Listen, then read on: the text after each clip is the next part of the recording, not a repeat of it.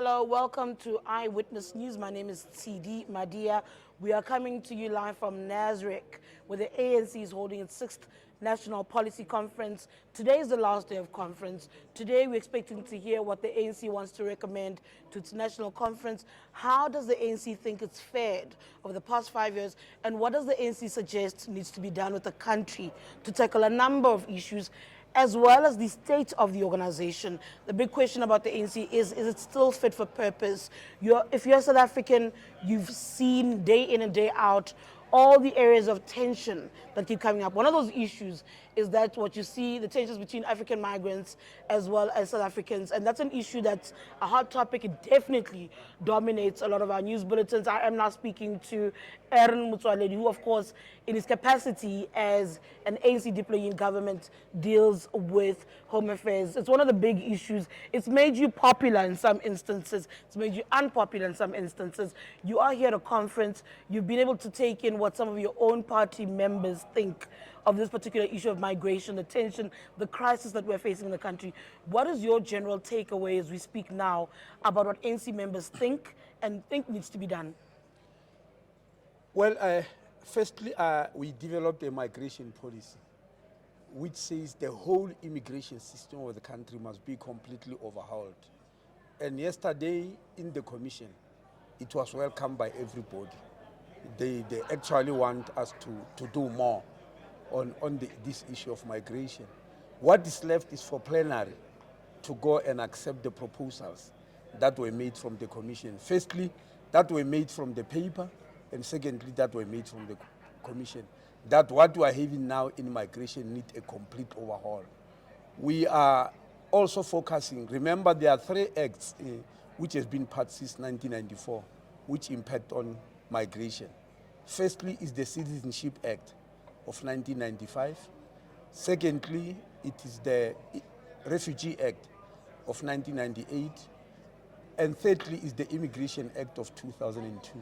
The Commission has agreed fully that they need to be reviewed and completely overhauled. They're receiving a proposal that we need to make them into one act with a lot of different chapters, like it's happening in many countries around the world. They don't take the 3 acts as separate entities. They make them into one omnibus act with different sections. And that has also been accepted by the Commission. We're waiting to see. Now, TD, you are talking about being hated on one side and back and forth. You're here to some. No, let me tell you, we're worried on the other hand. The changes we are making migration, those who hate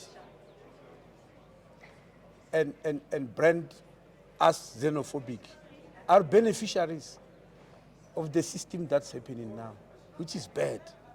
The system that's happening now in migration is not sustainable. It can't go on forever. It has to change. There are people who are benefiting from it, who don't like the changes we are making. And some of them, unfortunately, I must state, are employers.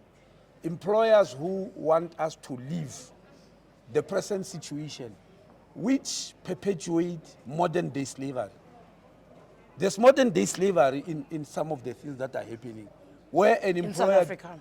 Yes, there's modern-day slavery, we have proved it. Where an employer decides to hire illegal immigrants simply because he has realized that he doesn't need to pay them, doesn't need to obey labor laws. They are not going to unionize.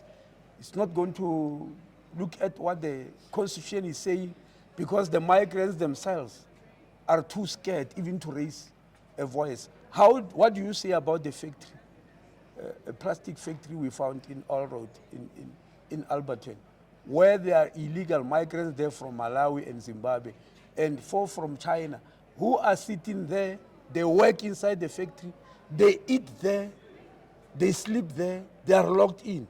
That's slavery. And when you change the laws that they should no longer allow that, become very strict, that something like that must never happen again. The employer, obviously, you are changing their plan.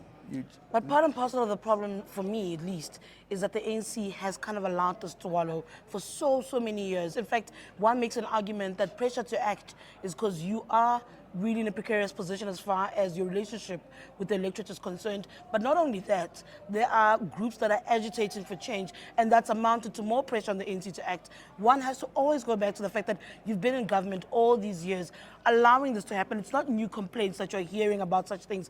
There is modern day slavery in South Africa. I can't disagree with that. But you've always been allowing this to happen. You're part and parcel in essence of the problem. So now you're going back to people saying we can fix it, and you don't have time. People are impatient. Well, I'm fixing it. I am fixing it. I don't have to get permission from anybody, not from you or from any other person to fix it.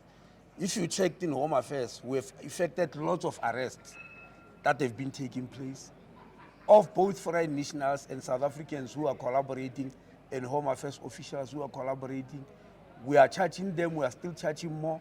We've established the Border Management Authority. By the way, I agree with you when you say some of these have been known, and I accede to the fact that a lot of time was wasted. For instance, the NECOC, National Intelligence Coordinating Committee, that coordinates all the intelligence structures. 10 years ago, when they did their intelligence estimates, picked up this issue of porous borders, and they were worried about it.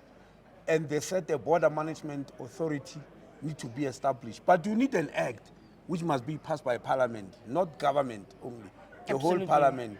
And that unfortunately took 10 years in parliament to be passed. You can't jump, even though your intelligence service said you need a border management authority, you can't do it outside the law. You need to go to parliament to pass that, and it took 10 years. So don't think it is true that we're just jumping up now and all that. Because they're the rulers of the yeah, world. because of the, it is because it was picked up 10 years ago, and yes, I accede. It took 10 years for the parliament to pass, but parliament consists of various parties, and the reason is there was no clear agreement on what we need to do to the borders. Krugersdorp, the Krugersdorp gang rape,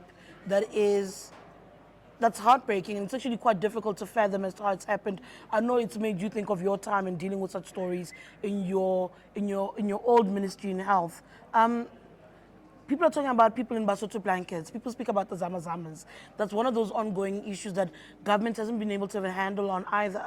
I imagine where we are right now, we're about to see this particular issue not only flare up around xenophobia and the likes, or even about allowing illegal activity from people not in the country to happen, but I imagine it's going to be politicized.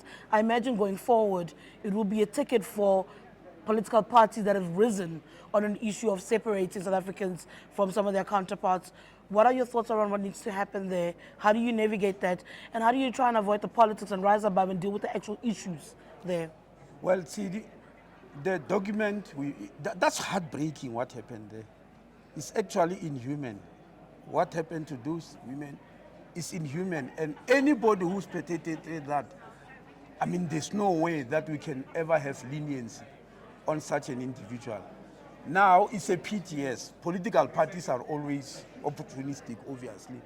They will take this and politicize it, and I think that has already started. But on our side, when we prepared this document on migration, it was long before that, because I knew this conference was there. Part of the reason was that there is no overarching policy on migration that has been developed from 1994.